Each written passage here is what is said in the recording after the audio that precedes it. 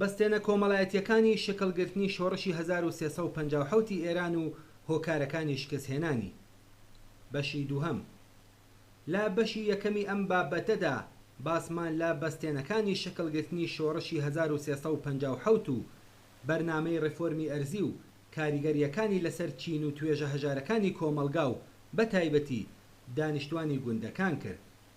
ئێستاش سەرنجتان بۆ بیستنی بەشی دووهەمی ئەم بابەتە ڕادەکێشم، بەڵام ئەم بەرنامەیە کە بنەماکەی لەسەر ڕێفۆرم و چاکسازی ئەرزیدا ڕێژرا بوو لە هەمان کاتدا محافزەکارانە و بە یەکمانە ناکارامە بوو. بۆ نمونە هەرچەند خاوەندارێتی زەوی بە بەشێک لە جوتیاران بەخشرا، بەڵام دانەوەی قیستی 11 ساڵە بۆ توێژی خوارەوەی جوتیارەکان کە نزیک بە 30% دانیشتوانی گوندەکانیان پێکدەهێنا زۆر ئەستەم و دژوار بوو، تا ڕادەیەک کە توانایی دانەوەی قیستی قەرزەکانیان نەبوو.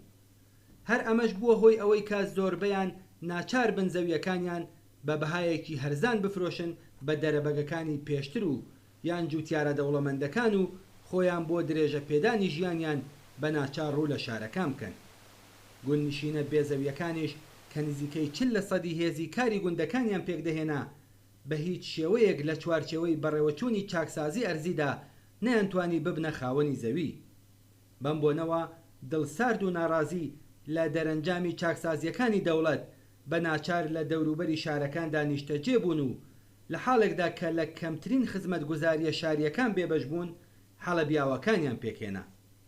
بەم شێوە بە بەردەوامی ڕێژەی دانیشتوانی دەوروبەری شارە گەورەکان کە لەو پەڕی هەژاری و بێبەشیدا ژیانیان بەسەر دەبرد و ڕژیمی شایان بە هۆکاری بارودۆخی نالەباری خۆیان دەزانی پەرەی دەسەن.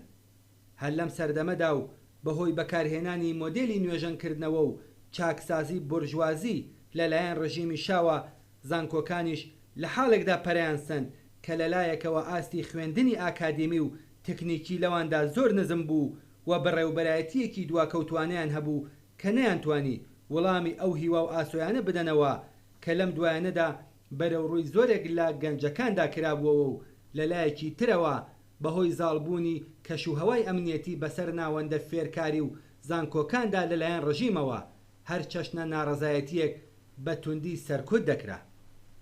لەژێر کاریگەری ئەو دۆخەدا خوێندکاران هەر لە سەرەتای چوونیانەوە بۆ زانکۆکان ناڕازی و بەرهەڵسترکار بوون.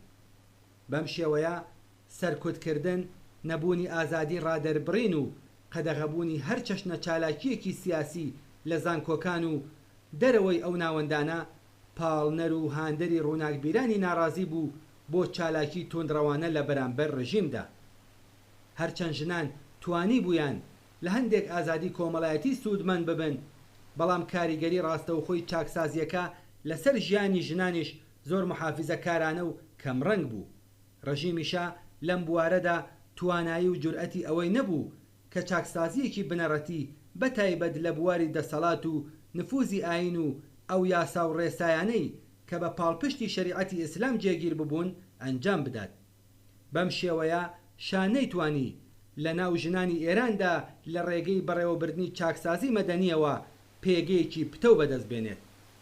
هەر لەم سەردەمەدا داهاتی ئێران لە ڕێگەی هەناردەکردنی نەوتەوە بە ڕێژەی 4 هێندە زیادی کرد. ئەم داهاتە زۆر زەوەندە بووە هۆی گەشەکردنی خێراتری پەیوەندیە سەرمایەداریەکان لە وڵاتدا. هەروەها بووە هۆی پەرەسەندنی برۆکراسیەکی بێدەر و پەیکەر کە ئەوەندەی تر ناڕەزایەتی جەماوەری لێ دەکەوتەوە. هەروەها هاوکات لەگەڵ بەرزبوونەوەی داهاتی هەناردەکردنی نەوت لە حاڵێکدا کە چاوەڕوانیە ئابووری و کۆمەڵایەتیەکانی جەماوەر بەرز دەبووەوە کە لێنی نێوان هەژاران و دەوڵەمەندەکان بە بەردەوامی قوڵتر و بەرینتر دەبووەوە.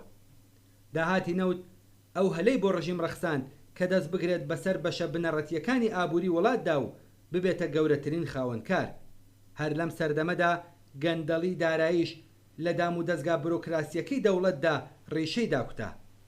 گەندەڵی لە ناو دەرباری شا پەرەی سەند، سەرمایەدارانی گرێدرا و بە تۆڕی 1000 بنەماڵە کە پێک هاتبوون لە کەسانی نزیک بە شاو دەربار گشت دەرفەتەکانی پەیوەندیدار بە پێشبڕکەی ئازاد بۆ بەدەستهێنانی گرێبەستە بازرگانی و بەڵێندەرایەتیە تیجاری و ئابوووریەکانیان لە چنگ ڕکابەرە هاوچینەکانیان دەردەهێنا. بەم شێوەیە توێژێکی سەرمایەداری ناڕازیش سەری هەڵدا. هەروەها بەهۆی ڕێفۆرم و چاکسازیەوە توێژێکی مامناوەندی دەوڵەمەندیش ئیمتیازگەلێکی بەدەستهێنا و چینێکی مامناوەندی بەربڵاو کە نەیتوانی بوو لەو ئیمتیازانە بەهرەمەند بێت و هۆکاری ئەمەشیان بۆ ئەو جیاوازی و هەڵاواردنە دەگەڕاوە کە ڕژیم لە ناو هاوڵاتیاندا پێکی هێنابوو سەری هەڵدا.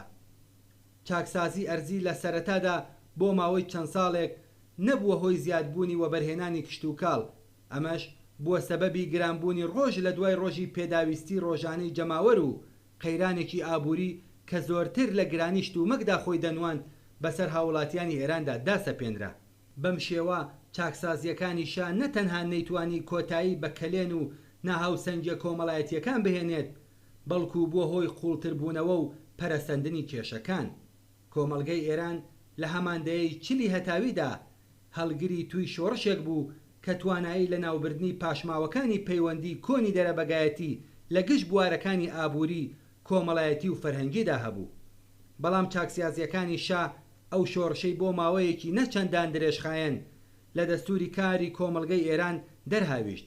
ئەمە لە حاڵێکدا بوو کە هاوکات بواری بارودۆخێکی شۆڕژگێڕانی تری لە ناوخۆیدا پێک دەهێنا.